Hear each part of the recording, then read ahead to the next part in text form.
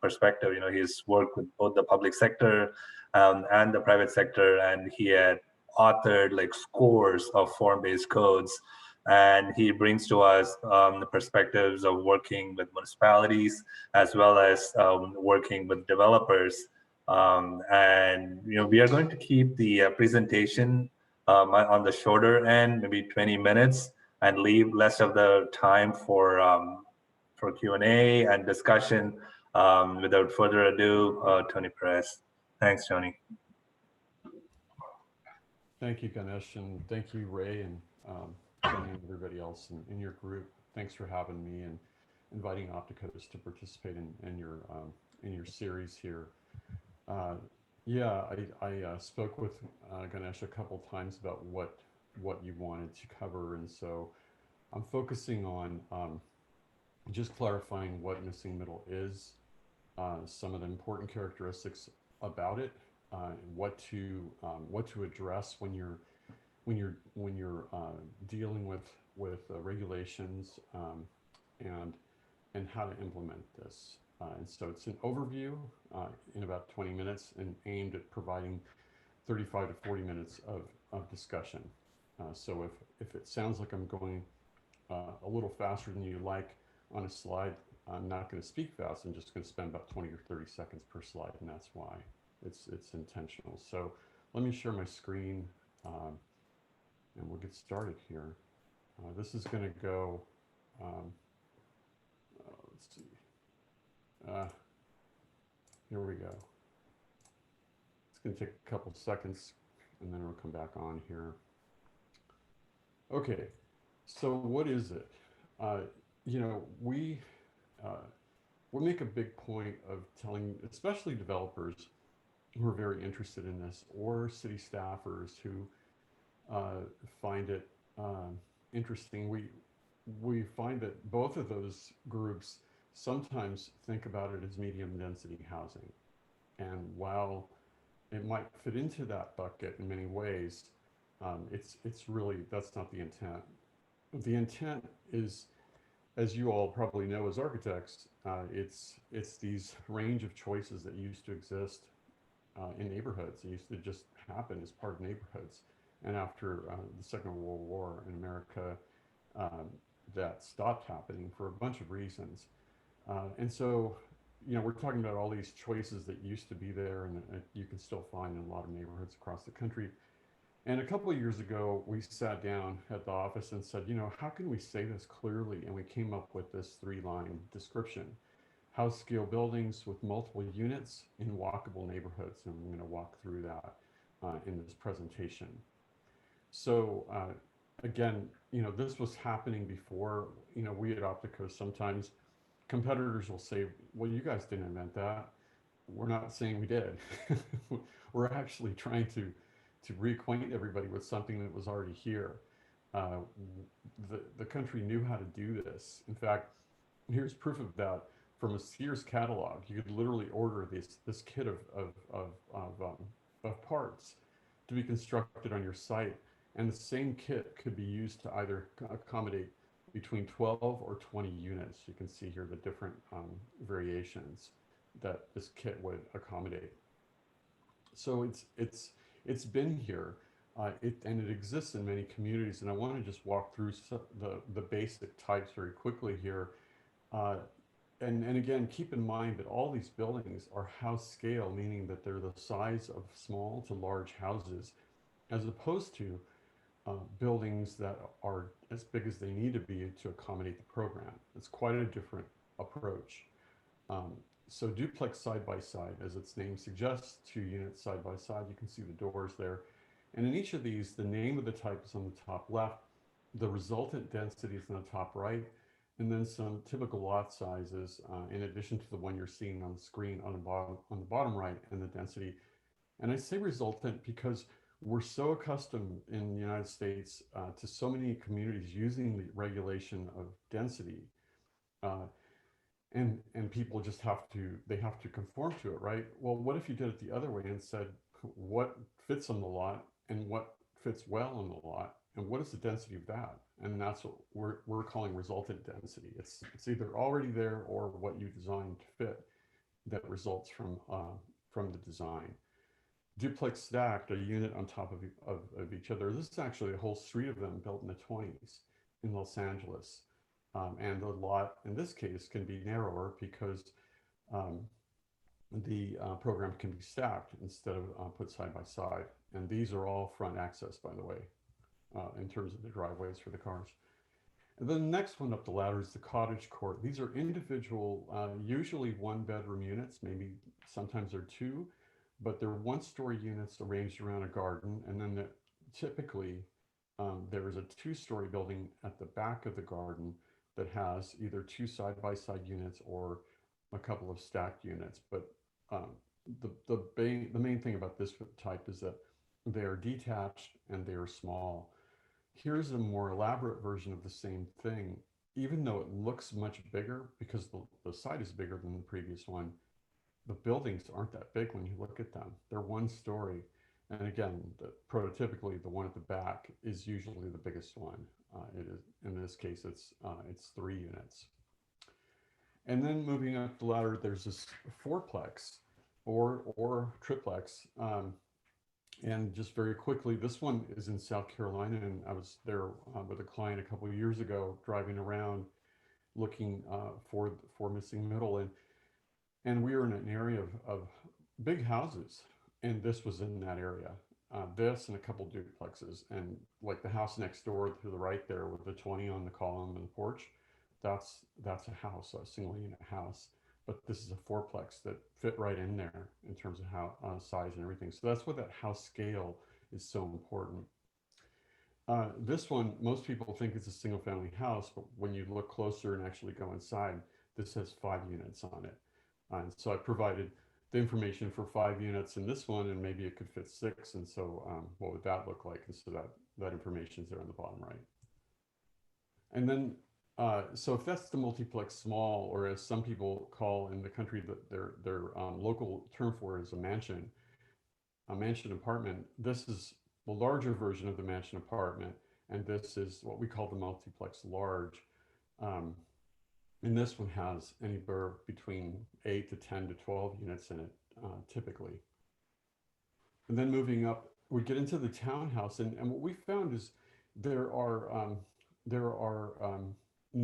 mostly newer versions of what we call the small, and then there are some older versions of it, but it's really interesting to break this category into 2, just like the multiplex or the mansion. We broke it into 2 based on what we found.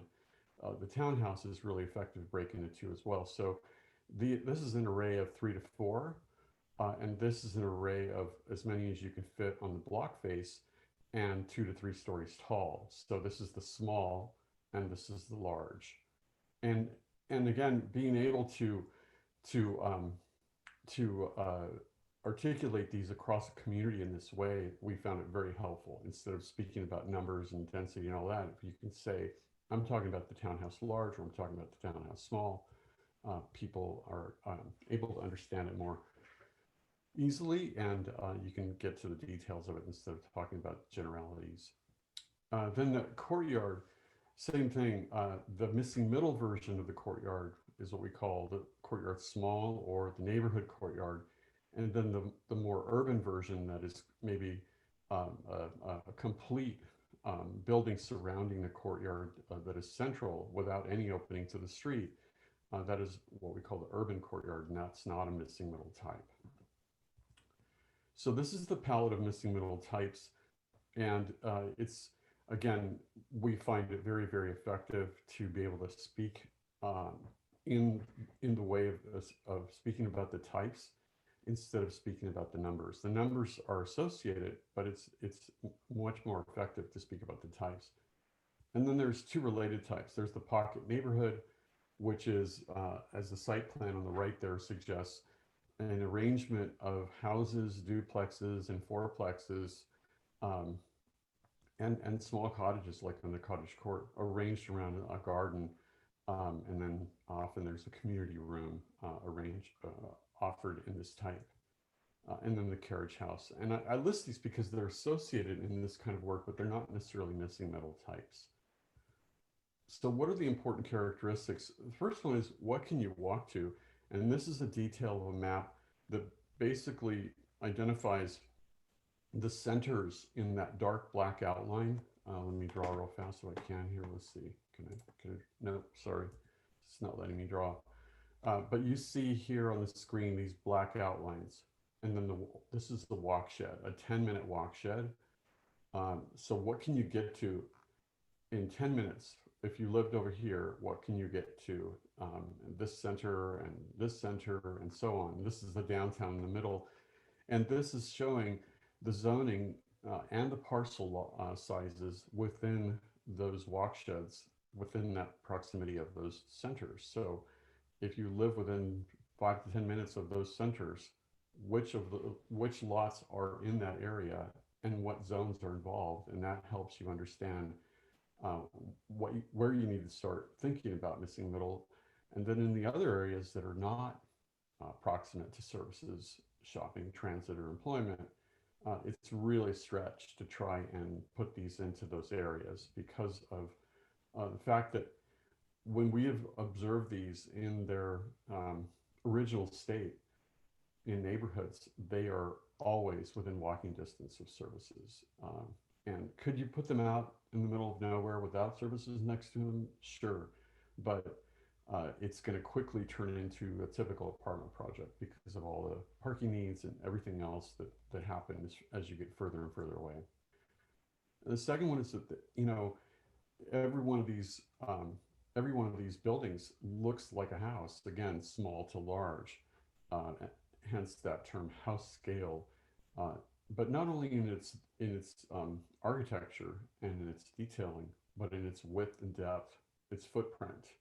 I worked in cities for 13 years. We never regulated building footprint, and once I became aware of that as a real critical factor in helping determine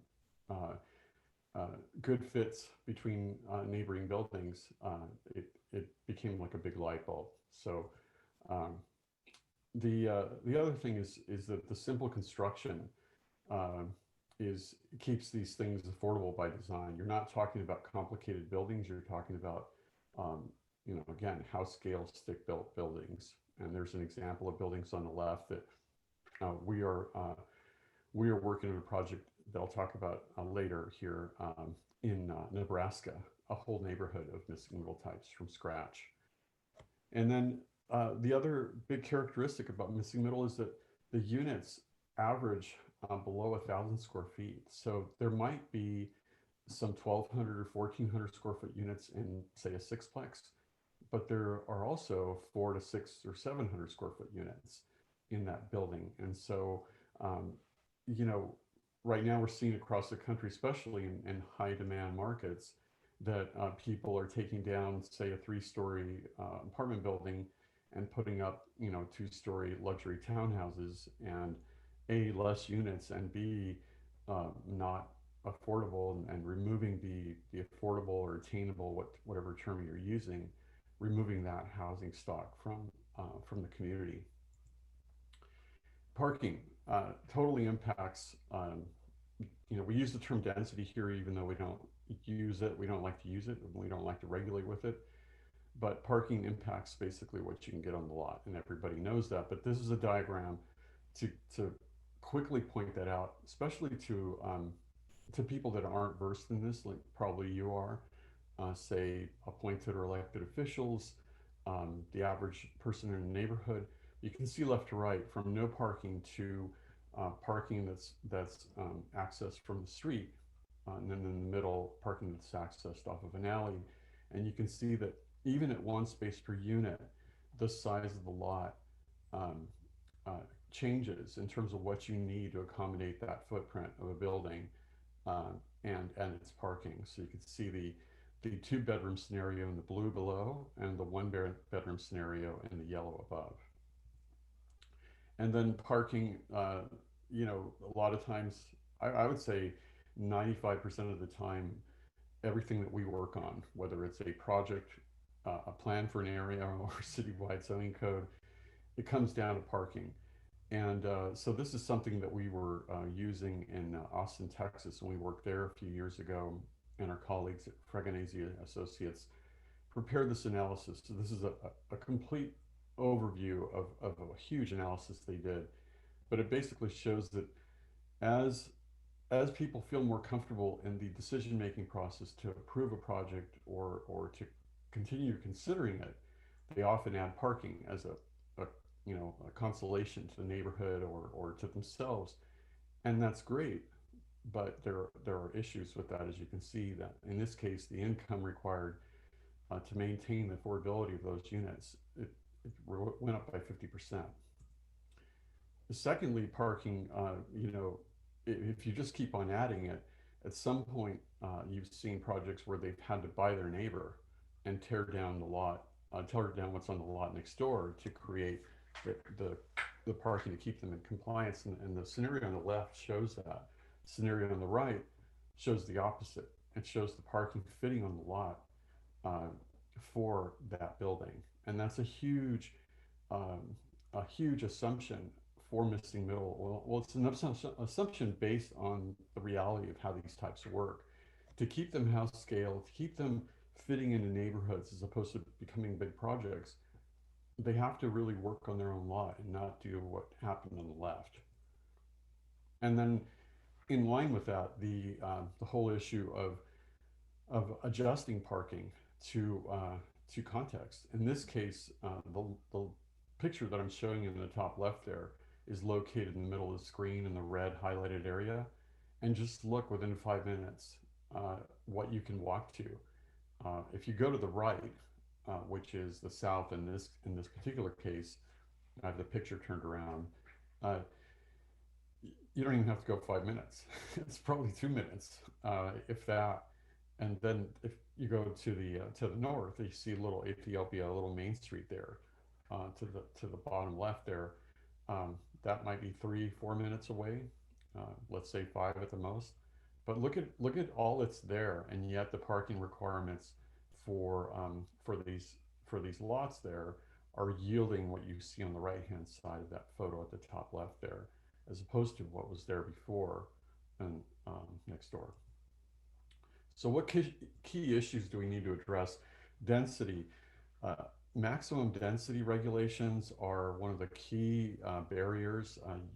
You probably already know that, but we really need to work to remove that or to adjust it to be truly informed of what it is you're trying to do. Here's an example I like to use all the time, that these two buildings are nearly the same mathematical density, but they could not be more different. One is a house scale multiplex small or mansion apartment there on the right, 5 units, and the other one is 49 units, 3 stories tall, and you can't see the ends of this building on that photo. Yet they're the same numerical density. So density is the wrong conversation to have. And similarly with floor area ratio, or FAR, you know, presumably the lower the number, the better the neighborhood would feel about it, right? Well, look at the lower number on the right. The building is completely different from the stacked duplex on the left that has a higher FAR. A 24 unit, 3 story building has a lower FAR than a 2-unit building, and it's because of the size of the lot they're on, right? But people don't hear that. They hear the numbers and they focus on that and they fight it because they don't know what else to fight. And so it becomes about these numbers.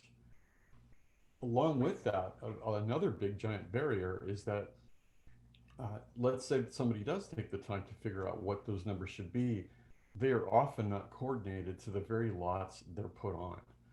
So what we advocate for and do in our practice is, instead of complicating things for people and saying, well, the lots are 100 to 175, that's all true, that's all accurate, but start to simplify it and group them into categories of small, medium, large, and extra large, primarily by lot width.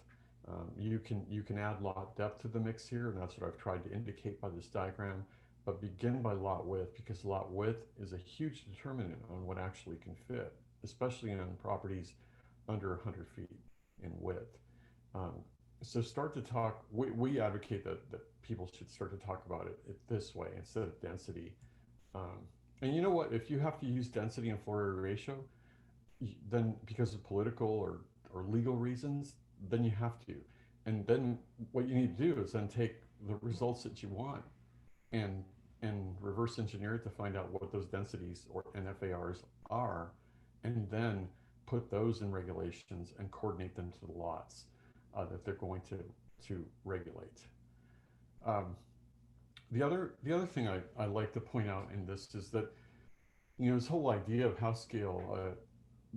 I was driving in the car with an architect I used to work for a long time ago, Stephanos Paulzoidis, and he told me one day, Tony, there are two categories of buildings: block scale buildings and house scale buildings. And we were talking, and I said, I don't know, man, I can't believe it's that simple. And anyway, I tried it out for a year or two, and I talked with him about it in our work, and I really became convinced that there are these two categories of buildings. On the left-hand side, you can see that. You can see the buildings that are as individually as large as most or all of a block, or attached to look like what is most or all of a block. And they are block scale, not because they don't have pitched roofs, but because of their building footprint and size. And then the house scale buildings are in the magenta or purple there, and they are detached. They are the size of small to large houses, regardless of their use, regardless of whether there's a church in there, a school, a clinic, whatever, or residence. Those are house scale buildings. And knowing that is super powerful. If we had more time, I could really lay this out and show you, a palette of 20 building types and how they fall into that. Um, and that leads into, when you're talking to people at the market or over the fence about, uh, the new project, how would you rather communicate? Um, I mean, I've had some people say I'd rather communicate the way on the right, 35 feet max, 32 units per acre, 1.14 FAR. They're very comfortable with that. But we find that if you can start to talk to people about, hey, we're talking about a house scale fourplex, you can get to the answer. When people say, what are you talking about? You can get to the answer much quicker and much more clearly. So it's your choice, obviously, the community's choice, but we find that the community communicating the way on the left with actual types and diagrams that show that is much more clear. Um, and then heights, what actually do these buildings need? There's always this fear of height with multifamily because of what people have come to know multifamily to mean. And so, as far as missing middle is concerned, it's 2.5 stories. And Dan Perolic, who made this observation about 12, 13 years ago, he's has this term called upper missing middle, which is basically a 3-story um, scenario. But that is a whole different proposition. That's a very small subset of missing middle. So I'm not really talking about that today, but I'm happy to do that in questions. So missing middle is 2.5 stories, and by the half we mean that the attic space is occupiable and doesn't penalize the applicant or the designer for having that extra story. In this case, it would be story 3. You'd actually get to realize a partial third story um, in the roof volume without it counting as a third story, because the building is perceived as a 2-story building. So that's why we emphasize measuring to the highest eave, as you can see there, the 21 to 24 measurement C there. And then if cities have to regulate overall height for whatever reason, then go ahead and measure that. But we found it more important to allow the attic story to not count as a story, B, to measure to the highest eave, and then lastly, if you're going to measure to the overall, make that a secondary measurement, not the only one. And all of this is important because otherwise, missing middle falls into one of these two systems, and people say, well, it's not single family, so it must be multifamily. And there are a lot of multifamily standards that really don't make sense for missing middle. They really are aimed at larger projects. So what can we do? Here's a project in Papillion, Nebraska, near Lincoln, where actually where Dan's from, in Nebraska, and it's over 500 units here, brand new, in an area, in I guess west of the city of Lincoln. And this just shows you the site plan that it's brand new blocks and streets that didn't exist before, uh, all missing middle types. There are no single family houses here. And the big giant building at the top right was there before we started this project. That was already there. And that was what the developer used to do. This developer came to us and said, I'm one of those multifamily developers that wants to do missing middle now. I've done the other, and I want to do buildings without corridors, without elevators, and all that kind of thing. I want to maximize my leasable space. And so missing middle really made sense for him. And so none of these buildings have corridors. They don't need them. They're all walk up. They don't have elevators, and every square inch of what was designed is leasable. And so what we did is we designed 6 unit plans, and then made them so that we can actually arrange them in certain scenarios to result in these missing middle types. So here's 2 versions of a mansion apartment, and a fourplex, and then arranged on the site. Uh, so you can see the top colors. There are 5 to 8 units in each building, 2 to 4, and there are live work, 2 versions of townhouses, and then um, two buildings, the mansion apartments that have 6 to 7 units in there, and then some carriage houses. So what can you do? Go ahead and take a screenshot of this. I'm not going to read this to you and wear you out because we're trying to stop for questions here. But go ahead and take a screenshot of this, and then we can talk about it later, or you can call me later with questions. But here are 11 tips that I'd like you to have. And then a quick reference to Portland. They basically said, you know what? We are going to we're going to use FAR in a new way, where they basically are saying you get to increase your FAR and increase the building size only if you add more units. And in this case, um, as the units increase, the building size increases. But otherwise, you can't do that. It's a sliding scale. And then three last slides here about approaches of adding standards. So this is what I call the surgical insert approach. We were working for Medford, Oregon a few years ago, and they said, we have a couple of zoning districts, a couple of single family zoning districts, and a couple of multifamily districts, and we want to add the opportunity to do missing middle, but we don't want to redo the zoning.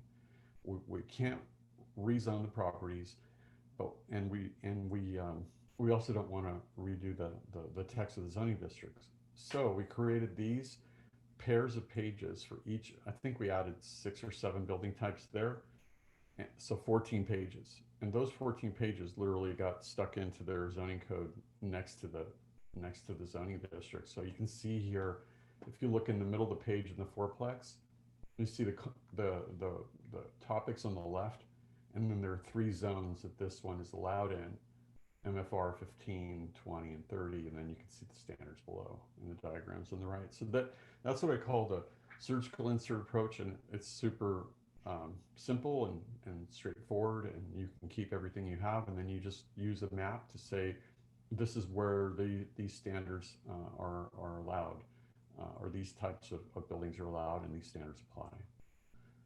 The next one is to say, well, we have this zoning district, and in this particular community, it only applied to one neighborhood in the whole community. And so they said, we just want to replace it wholesale. So it was easy. Instead of a district that covered many different areas across the community, this covered just one very finite area. And so we wrote very simple standards for that area. And then this one, the last one, in California, the state has required that cities that are not in compliance with their housing, um, uh, there's a thing called the housing element in California, and basically it says if the state identifies an allocation for each of the counties and each of the cities that they need to meet in terms of housing production, and if you're not in compliance with the plan to achieve that, then you're subject to by right processing for certain affordable projects. So in those cases, the cities can only apply what is determined to be objective, and whatever is subjective, the applicant doesn't have to even think about it. So a lot of cities that are in that situation are freaking out, and there's a lot of work in California right now to prepare these objective design standards. So this is very elaborate, and basically puts everything on paper and says, here's what we're requiring, because we can't apply any discretionary review. So we have to get it on paper. So when somebody comes in, it's there. So I will stop there and take your questions. Sorry, I went over a little bit there. So I'm going to stop my share now, and we can talk.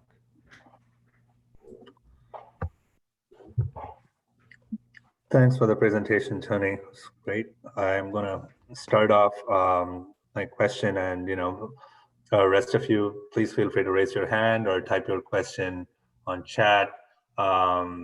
So there are two questions to start with. One is from James. It's what's the date of the catalog roughly? For those who have missed the initial part of the presentation, Tony shared some images from the Sears catalog. Was it from the 60s something? Oh, I want to say 1910 or 1912. I can find that for you and get it back to you, Ganesh. Yeah, I don't remember specifically right now, but it's in the teens. So my question is, you've been doing this for a while, and what do you think is the biggest impediment in terms for integrating or introducing missing middle within these legacy codes? And and your talk is part of the series we are calling, policy for the architect advocate. And in what ways, either architects or those not trained in architecture can like advocate to have these be integrated or introduced within the existing zoning laws? Well, yeah, as I mentioned, the biggest barrier is that uh, zoning codes don't recognize these types.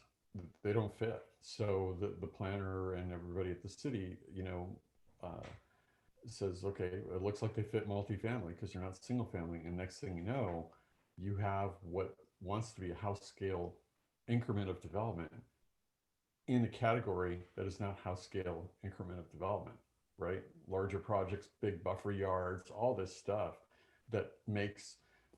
I mean, I have diagrams that we produce from working with cities that show those kinds of setbacks put onto a 60-foot wide lot that renders it useless because of what that suburban type of approach does to infill lots. It doesn't recognize them. So the biggest barrier is well, density is what you would find. What the biggest barrier is that these projects are thrown into the multifamily arena alone, and there isn't a nothing to discern. There's nothing to discern between multifamily as that and missing middle. That's the biggest problem. And out of that come a lot of other problems, but that's the biggest one. Yeah. I think the other thing, I just throw it out there maybe to stimulate discussion, is that, uh, you know, I mean, form-based codes have been out there for 30 years now or more. Um, and planners, you get planners who are either in favor of them or allergic to them completely, just categorically. They just say, I don't do this, I can't do it. I can give you experience after experience of that. And what we found is that whether you want to call it a form-based code or you want to call it something else, we're past that. We're just saying, look, you just need to have standards that recognize physical objects and the realities that those physical objects need. So if you want to call that, some people call it a character code, some people call it whatever you want. But if you can just get past the term and past the issues of whether or not you like form-based code, and you just say, what do we need in this area to generate and consistently produce the kinds of physical outcomes that are desired? That's what form-based codes are aimed at doing. And so that's another big barrier, honestly, is that because we at Opticos are form-based code leaders, people associate missing middle with form-based codes and like, oh, here they go again. They're ramming that down my throat, form-based code. And so we get a lot of that as well. So I'm just putting it out there as a discussion item. Thanks, Johnny. There is a question from Mark. What does a treehouse type look like? You were reading the site plan very carefully. I was. for the Papillion, Nebraska. Yeah, that was in the center of the site, and it's basically an area where the developer wanted to have these small footprint little, I think they're 3-story. I can't remember the latest version of that, but they're small footprint buildings that are put into that little ravine. There's like a little ravine and a watershed that goes through there. So they're really super small footprint, tall buildings. Thanks, I appreciate that. Yeah, it's amazing what people pick up on. You got. So there is a question from Ferris, and then I'll get you, Henry. Ferris comments the great presentation, and he wants to know if you can elaborate on what the cutoff is for comparing density when a developer wants to max out a site.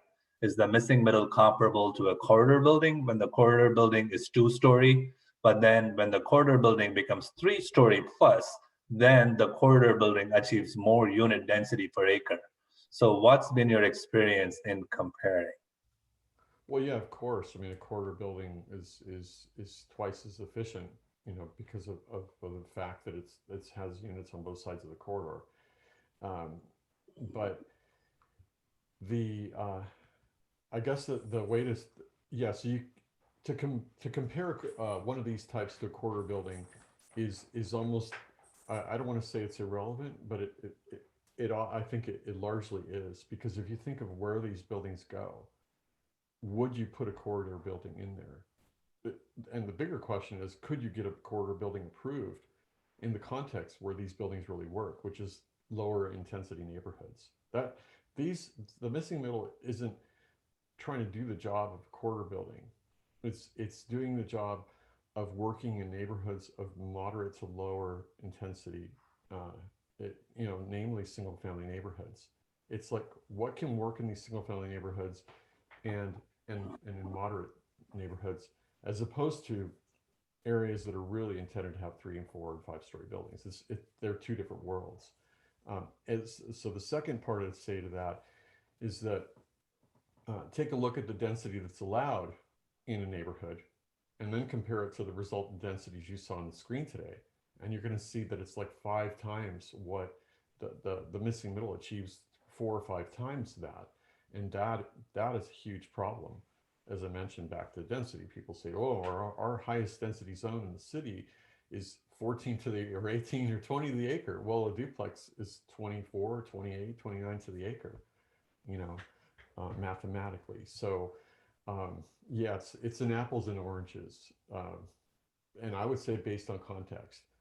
If you're gonna load up a bunch of missing middle types in a context where a corridor building would go, well, yeah, then that's a 1-to-1, but you wouldn't do that.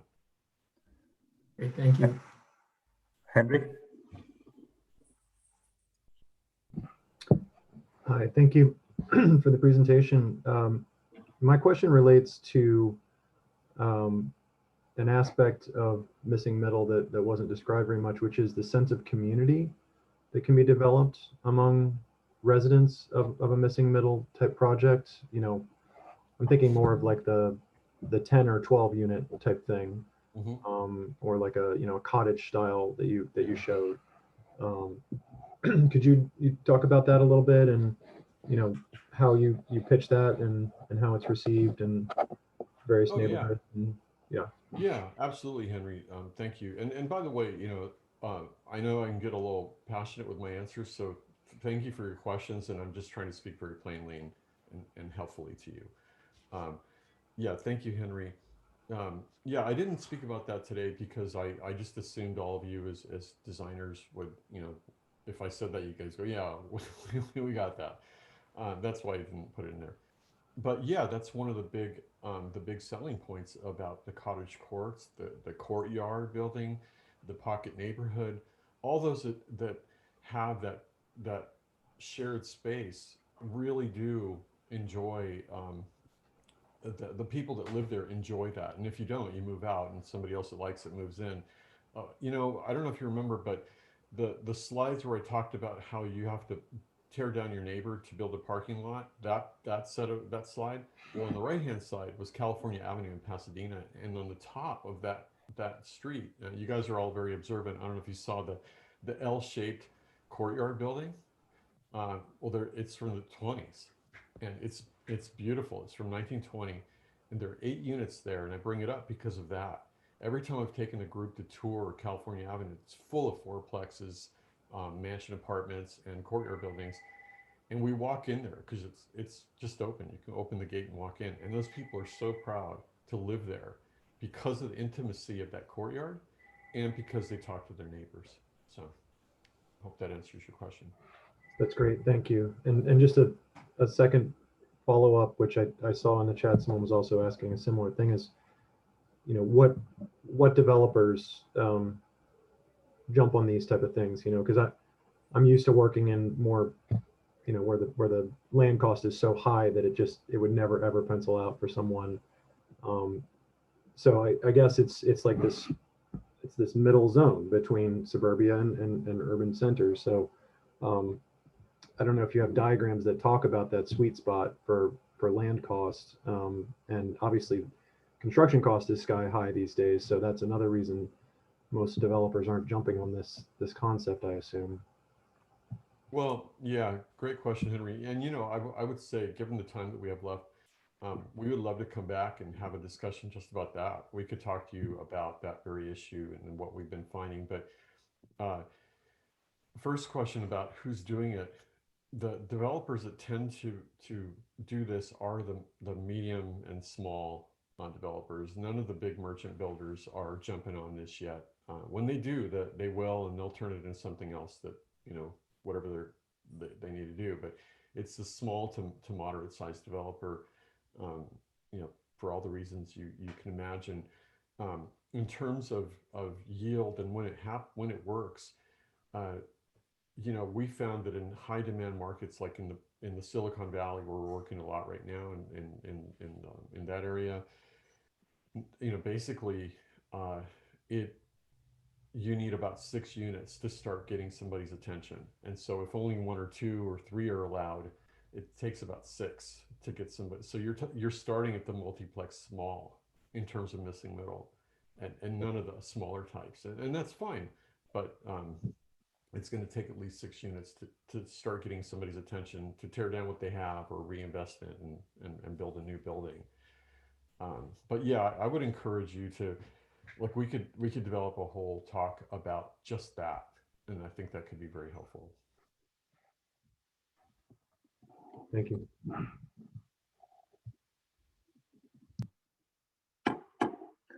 So there was a question about publications from Wendy. Wendy, I'm not sure if you meant the book or any other publication. There's definitely a book out there by Dan Perolik on missing middle. But Tony, do you want to talk about that? Have there been other kind of minor publications or? You know, there's if you go to our, and I know this sounds self-serving, but we have purposely been collecting resources from around the country and around the world on everybody else that's talking about it other than us, so that it isn't just us saying it. And so if you go to missingmiddlehousing.com, there's a page dedicated to resources that are not by us, that articles and publications and projects that people around the world are implementing. And that's exactly why we put that there. So I would just direct you to that. So I want to raise a point that goes back to Phil's question and, you know, Henry's follow-up on like which developer. You know, there is a larger kind of political movement brewing there after Minneapolis in terms of abolishing single family zones. It's going to be a while before it comes to Massachusetts, but city of Newton is already talking about it.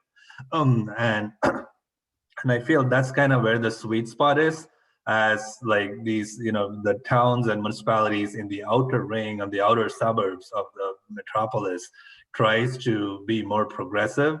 And they don't want to say, yes, we are going to abolish all single family zoning. Maybe it's a way to like bring about a category that can start to like include the single family zones immediately adjacent to transit zones to be able to like develop or make space for these kind of typologies. Tony, I don't know if you have anything to add to that. Well, yeah, I mean, I have two viewpoints. One, as a representative of Opticos, I would say that yes, those kind of solutions are worth pursuing. As a private property owner, speaking to you from a single family neighborhood in a single family house, I think that what is missing in those discussions is the choice of those areas to actually act for themselves, as opposed to somebody lowering something on them. So for all the good reasons you cited, Ganesh, I think that yes, those things should happen. But as a private property owner, I think that we need to keep that intact, and just like all the other things we ask the community to chime in on, we should ask them to chime in on that. And I think we're afraid to ask them to chime in because we're afraid that the answer will be no. But it's not going to be no everywhere. But I think if we don't do that, that's not the best precedent to set. So there's a bit more technical question from Ferris. Whether can you elaborate on how this housing type navigates through the requirements of the Fair Housing Act and what the IBC might require? Also, with the elimination of corridors, do the upper floor units always have dedicated single stairs, or there are sometimes shared double stairs for the upper units? shared double stairs, unless somebody wants to get, really unique and provide individual stairs to the units, but it's usually shared double stairs through an internal stair that is concealed by the door. Like you open the door and then all of a sudden there's a little vestibule there, and that stair goes up and there's an entry to the left or right. Or like for a fourplex, for example. In terms of the Fair Housing Act, again, I would put this in the category of something that we could really elaborate on. We just had a working session at Opticos last Friday, where one of our architects, who is an expert on all of that, was giving us training on all of that. So, I mean, I could talk to you about what I understand about accessibility and all that, but it just will invite more questions.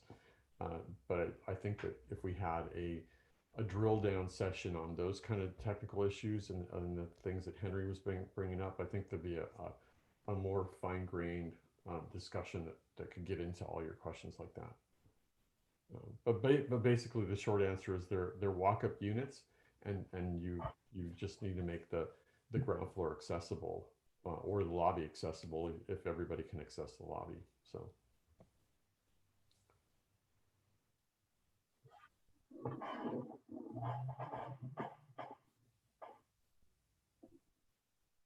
Any other questions? Let me ask you a question. Do you, how many of you work in places that have density as a regulation? Just like show of hands. So of the photos that are on, more than half of you said yes, and Mark said yes. Okay, so that's probably like a third of you that I can see that have density as a regulation. Do you, and just as a show of hands, do you find that as a barrier to what you want to do? Or have you found how to work within it?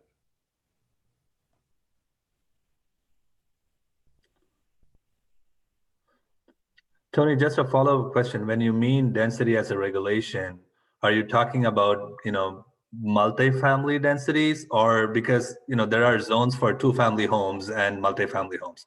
So in a way, one can argue having a zone for a two-family home is a density regulation. I mean, it's like density by unit counts. So how is that, is your question more specific to multifamily?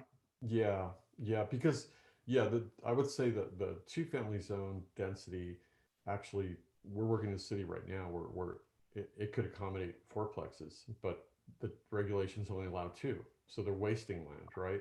So that's one issue. I'm talking about the multifamily zone, like with its density. Do you find that to be limiting, or have you found what the market needs can be provided in that density?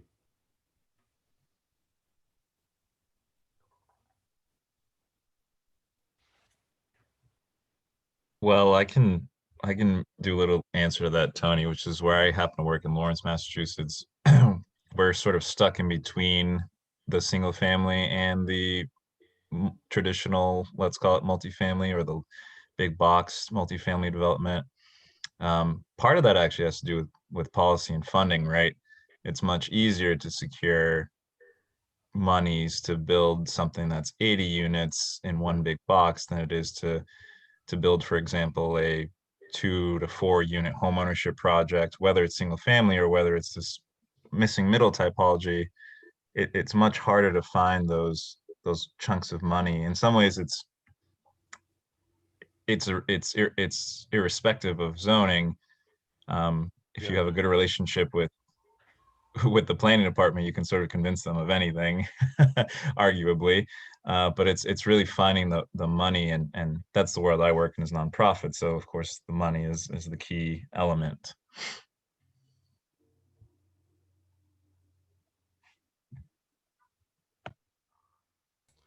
Yeah, definitely. Yeah, you can't do it without money.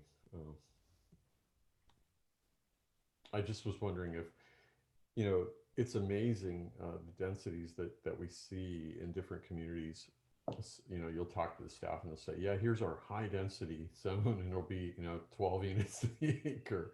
And as I showed you mathematically, a duplex starts at 9 or 10 and goes up to 20, depending on the size of the lot that you use.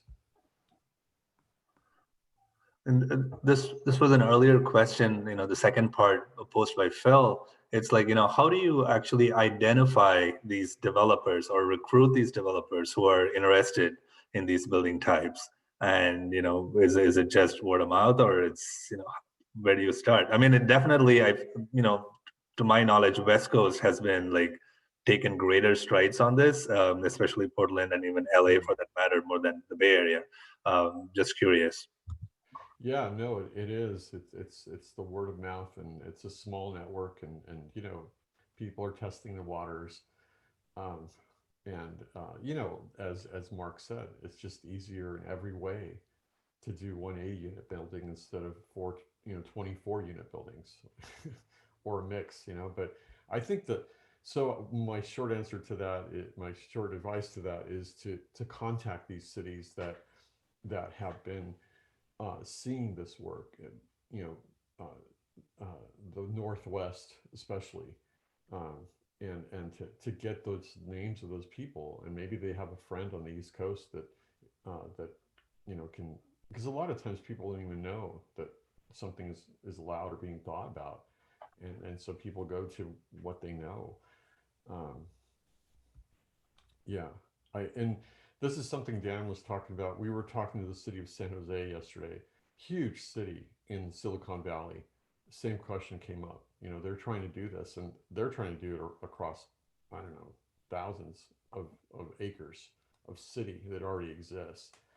And so they're trying to they're looking for the same answer. And unfortunately, there aren't a lot of people who are doing this right now, which I guess could be a good thing too. But So we have 3 minutes left. So I would probably wrap with a comment from Matthew, response to the earlier question, like, how do you recruit developers? And Matthew says, you don't. Shouldn't the missing house and missing middle housing be built by people in the middle and not by big developers? So maybe some of you who want to be developers, maybe missing middle is a place to start. Ganesh, that's exactly what I was sort of implying right now when I said maybe it's a good thing that there aren't a lot of developers doing this yet. Yeah, exactly. Yeah. I mean, think about it. The models that I showed you from that 19 whatever catalog, the 19 teens, I'll say. I mean, you got that kit, and you either had somebody build it or you did it. So that it wasn't complicated, and that's what we maybe we make it sound too simple, but we're trying to tell people, yeah, there are complications, but this is in many ways simpler than the regular multifamily development that everybody knows.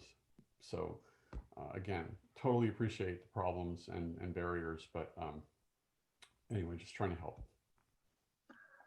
Thank you all for joining us. If you have other suggestions for future topics, feel free to drop an email to like Ray or myself. And thank you so much, Tony. Really appreciate you joining us from the other end. So looking forward to being in touch, and maybe we can have you here sometime in the future.